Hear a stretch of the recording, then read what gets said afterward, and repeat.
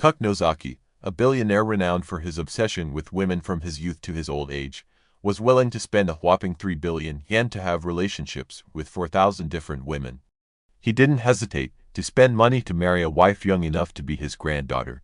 These are the characteristics the Japanese people think of when they mention the successful businessman Cuck Nozaki. Then something shocking happened.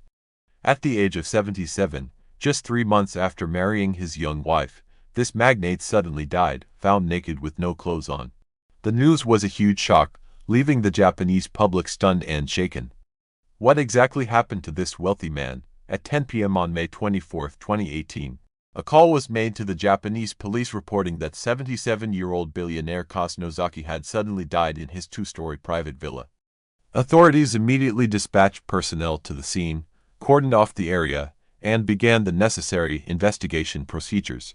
Upon arrival, police conducted a preliminary check of the victim's body and estimated that Nozaki had died within 2 to 3 hours before the call, around 7 to 10 p.m. Although there were no external injuries, the autopsy revealed something strange. A lethal amount of stimulant was found in his system, and the cause of death was acute circulatory failure. Even more peculiar was that Nozaki typically did not use such drugs. No stimulants were found anywhere in his office, home, or car. The police suspected this could be a deliberate murder case due to the numerous suspicious points. Statements were taken from the wife and butler. At the time of Nozaki's death, his young wife and male butler were at home. Both were considered suspects. The butler, named Taka, had once run a small bar but moved to Nozaki's house as a butler for over 30 years after going bankrupt. Nozaki's wife, Saki Sudo, looked so young she could have been his daughter. She was 22 years old, 55 years younger than Nozaki. Sudo, a former model with a voluptuous figure, had also been a popular adult film actress.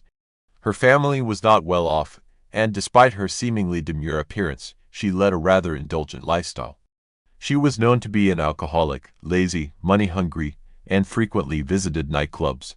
The police took statements from these two regarding their alibis on the night of May 24th. Sudo's account was as follows. That evening, he and I were lying in bed together watching a sumo match. About 6 hours after the match ended, the butler called out, "Madam, dinner is ready," so I went downstairs to eat. At that time, my husband said that I should go ahead and eat, and he would eat later. He didn't want to eat and would stay in bed to watch another sumo match. After dinner, I stayed on the first floor until 10 p.m. before going upstairs to sleep. That was when I discovered my husband naked on the sofa with his head tilted back. I ran over, but Nozaki was already unconscious. Based on their statements, it appeared that Nozaki had died while Sudo was downstairs. The police speculated that it was possible Nozaki had ingested the stimulant to commit suicide while alone on the second floor. However, repeated checks found no injection marks on his body. Statement from a close friend. The police, however, considered the suicide theory unreasonable because Nozaki's assets amounted to hundreds of billions of yen. A few days before, his beloved pet dog died. He had called a close friend and asked if the friend could come to bid farewell to it. The friend had been present that day and remembered it well, as it was May 6th. The friend recalled that although Nozaki was saddened by the sudden death of his beloved dog, there was no way he would commit suicide with vast assets and a young, beautiful wife, living happily. The idea of Nozaki suddenly choosing to end his life seemed absurd. The suspicious death of his beloved dog. Even more suspicious was that the billionaire died 18 days after his beloved dog had also died under mysterious circumstances.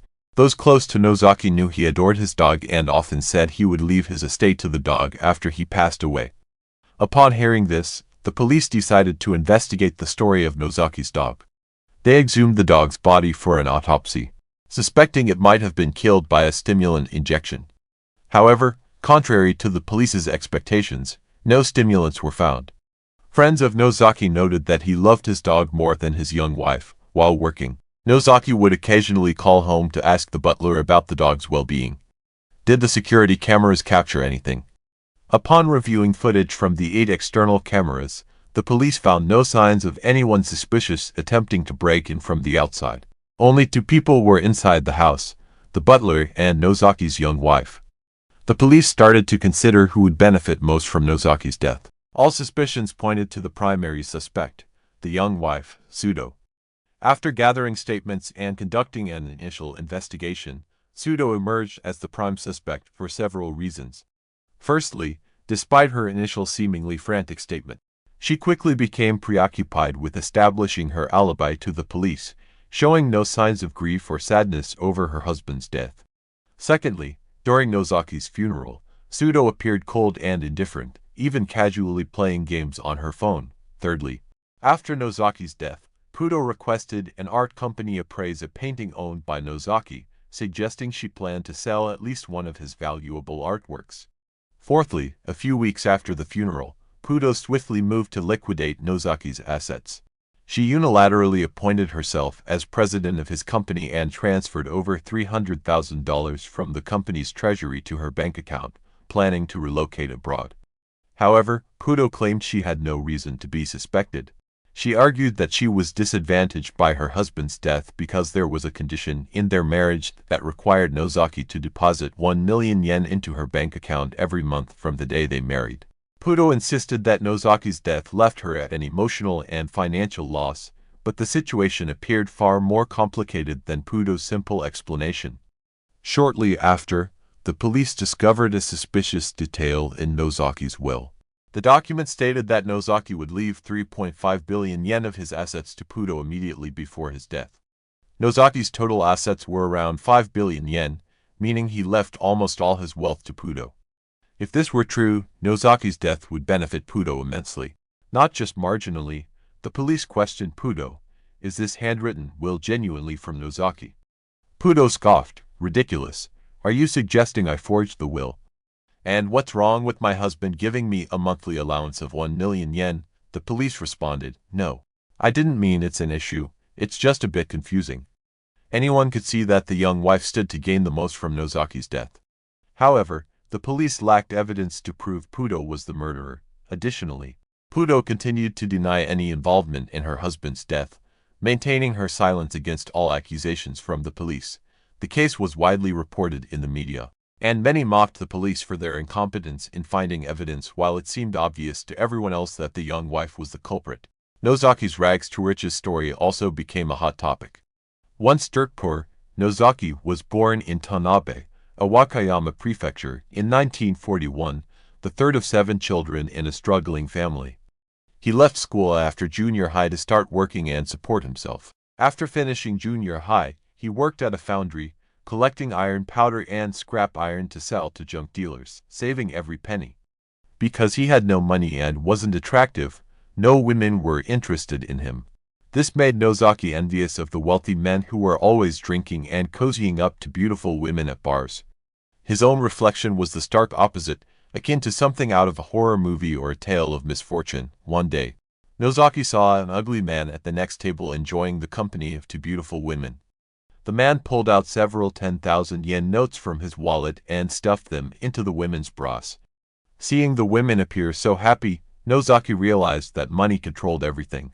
Nozaki resolved to make money by any means necessary.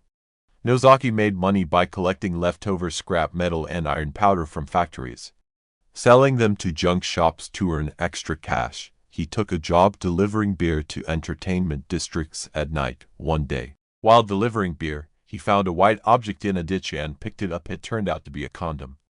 Nozaki realized that while everyone knew condoms were sold at stores, many were too embarrassed to buy them. With a bit of boldness, he started buying condoms wholesale and began selling them at entertainment venues. At that time, the average office worker's salary was 15,000 yen, but a box of 12 condoms sold for 1,200 yen. Nozaki made a lot of money without worrying about the stigma of selling condoms. He quit his job at the liquor store and began selling condoms seriously. With the money he earned from selling condoms, Nozaki decided to bet his life on the stock market. He made a lot of money from stocks, as his earnings became uncontrollably high.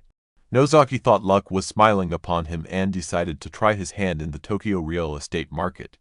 Later, in his book, Nozaki mentioned that the biggest gamble of his life was jumping into the Tokyo real estate market. In addition to his success in real estate, Nozaki ventured into the liquor trade, finance, and private lending markets, becoming a self-made man well known in Japan. Having endured much mockery in his youth for his humble beginnings, Nozaki now became a man who could buy the company of any beautiful woman. Later, Nozaki told a reporter about his success story, boasting that he had been with about 4,000 beautiful women and spent around 3 billion yen on them. He didn't hesitate to brag that there was nothing money couldn't buy. His memoir, titled The Man Who Bought 4,000 Beautiful Women with 3 billion yen, was published in December 2016. Another book, published in April 2007, was titled I Want to Sleep with Beautiful Women Until I Die, in February 2016. Nozaki and a 27-year-old model were involved in a robbery at his home, where 6 million yen in cash and precious metals worth 54,000 yen were stolen. This incident made the news, Nozaki responded. Well, that's not much money to get worked up about. I don't consider it real money. I'll take it as a life lesson. Even after losing such a large sum, he saw it as a valuable life experience, and the story became a hot topic. After numerous fleeting romances and love affairs exchanged for money, Nozaki unexpectedly decided to settle down and marry a 22-year-old model named Pudo on February 8, 2008. According to their accounts shared with the media, one day Nozaki fell at the airport and Pudo helped him up. He thanked her and invited her to dinner. They hit it off and fell in love. Nozaki recounted that he fell for her because she seemed pure, unlike the other women he had met. They quickly started dating and decided to get married. In an interview with Kendai Business a few months before his death, Nozaki confidently stated that he would always be happy being married to Sudo. The seasoned businessman ignored all warnings about staying away from a woman 55 years younger who might be after his vast fortune. It seemed that while Nozaki had sharp instincts in business, he let his guard down entirely in his personal life with Sudo. If Sudo did kill her husband, what other motives besides money could she have had? After a period of happiness, someone revealed the truth about Sudo to Nozaki. They showed him pictures of Sudo before her plastic surgery, revealing that she was not a model but a former adult film actress. Nozaki was furious to learn that she had arranged for someone to push him down and then pretended to help him at the airport. He couldn't stand the betrayal and the feeling of being used for his money. Finally, after seeing pictures of her before surgery and photos of her with another man, Nozaki decided to divorce her. He called Sudo, confirmed the truth of the revelations, and informed her about the divorce. Afraid that her husband would leave her for someone else, Sudo tried to hold on to him but was unsuccessful. According to Japanese media, before his death, Nozaki seemed to have grown tired of his wife and was considering divorce. The reason was that since their marriage, Sudo had stayed in Tokyo and refused to move to Tanabe to live with her husband. During this time, the 80-year-old tycoon was rumored to have had relationships with several other women. Before his death, Nozaki was romantically involved with Misa, a finalist in the Miss Japan competition. Misa was 25 years old, 5 feet 8 inches tall, and significantly more beautiful and elegant than Sudo. Since Sudo didn't return to Tanabe, Nozaki decided to end things with her and marry someone new. Nozaki's decisiveness put Sudo at risk of losing her luxurious lifestyle. This was seen as a motive for her to kill him and seize his vast fortune. The police theorized that Sudo feared being left with nothing if divorced, so she plotted to murder Nozaki to inherit his wealth. However, Sudo's lawyer claimed she was innocent. Despite the prosecutor's claims, there was no concrete evidence that she directly committed the crime. For a time, the case seemed to be forgotten by the public. After 2 years of deadlock, the sudden death of the naked tycoon, Nozaki, once again drew significant public interest as new details emerged. In 2020, when a drug dealer was arrested, the police traced the dealer's clients and they found Sudo's phone number on the list.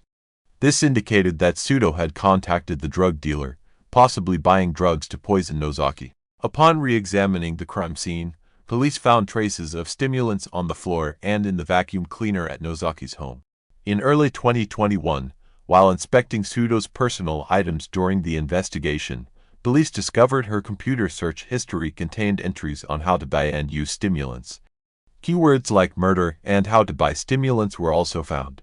This suggested that Sudo had meticulously planned her husband's murder. On April 28, 2021, Sudo was arrested as the prime suspect in Nozaki's murder. On May 19, 2021, the Wakayama Prefectural Prosecutor's Office charged Sudo with murder and violating stimulant drug laws. According to police sources cited by Minichi, Sudo decided to remain silent and await the trial process. To this day, the case of Sudo Saki killing her husband continues to stir public opinion in Japan. Whenever it is mentioned, driven by insatiable greed, the former adult film actress ultimately faced retribution. Not only did she fail to inherit the money, but she also faced severe penalties for murder. The fate of the once flamboyant billionaire became a never-ending topic of discussion. He enjoyed a life of luxury but met a tragic end because of it. What are your thoughts on this relationship and the case? Feel free to comment and share your perspective. Thank you for watching today's video. Don't forget to like and subscribe to Crime Documentary Files. First and foremost, I want to take a moment to express my deepest gratitude to each and every one of you for taking the time to watch my video. Your support means the world to me, and I cannot thank you enough for choosing to spend your valuable time here.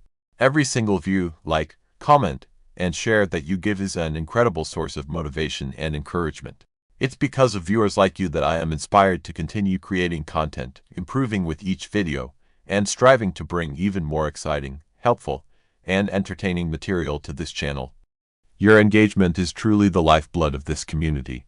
Whether you're here for the first time or have been following me for a while, I appreciate your presence and involvement so much. Your comments and feedback are what help me grow and push myself to deliver better content with every upload. Knowing that you enjoy and find value in what I create gives me a sense of purpose and drives me to keep moving forward. I want to kindly invite you to hit the subscribe button if you haven't already. By doing so, you won't miss out on any of the new content that I have in store for you. I'm committed to bringing you videos that will not only entertain but also inspire, educate, and make your day a little brighter. Subscribing is a simple way to stay connected, and it ensures that we can continue this journey together. Additionally, by subscribing, you become a part of this growing community where your voice matters. I always welcome your thoughts, ideas, and suggestions, and I make it a priority to read your comments because they are invaluable to me. Whether it's ideas for new videos, feedback on what you liked or didn't like, or just sharing your thoughts, I'm here for it all. Together, we can create a space that feels positive, engaging, and full of meaningful conversations. So please, don't hesitate to hit that subscribe button now.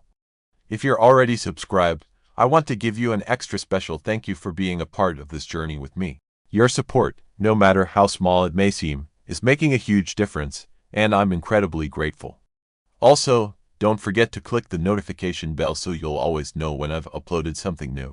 Trust me, there's a lot of exciting content on the way, and I don't want you to miss any of it. Once again, thank you so much for being here, for watching, and for supporting this channel in any way you can. I appreciate each and every one of you, and I can't wait to see what the future holds as we continue to grow together. Let's keep the momentum going, so make sure to subscribe, like, share, and comment. Wishing you all the best and looking forward to seeing you in the next video. Take care and stay tuned.